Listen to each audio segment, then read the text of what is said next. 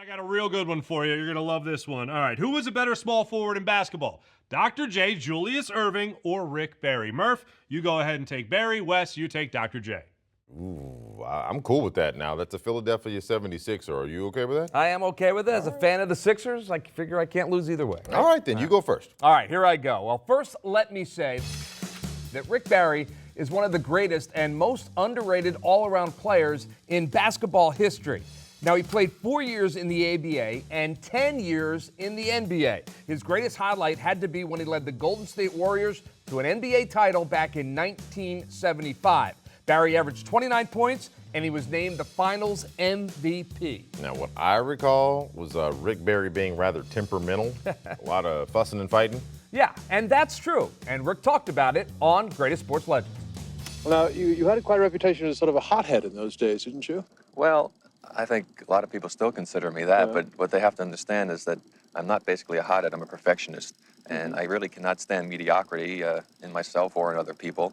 I was always very expressive. I had a lot of facial expressions, never practiced them. They just seemed to come with me naturally.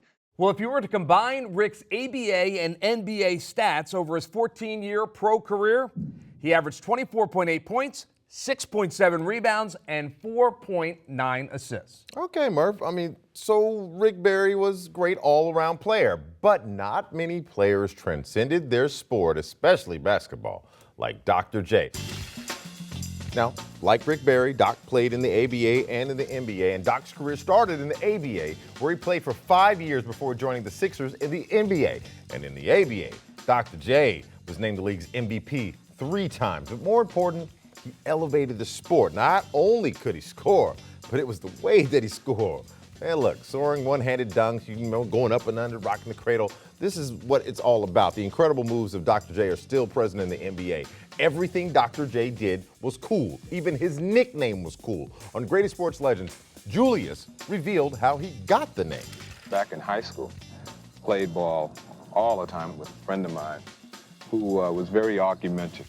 And his arguments turned to lectures, at least by the time they hit my ears. So I started calling him the professor. And anytime I see him, I'd always give him a big greeting. I'd say, "Hey, professor, what's happening?" And he reciprocated one day. He said, "How you doing, doctor?" Now, Dr. J won his NBA championship, defeating my beloved Lakers. It's okay. But if we were to combine his ABA and NBA stats, here's what he averaged. 24.2 points, 8.5 rebounds, and 4.2 assists. All right, guys, let me weigh in here. Rick Barry versus Dr. J. All right, this is a tough one. You have Rick Barry, who is probably a better scorer, but then it's Dr. J, a better rebounder, and his flamboyance just, as you said, was transcended the game. So for this one, I got to go with Dr. J.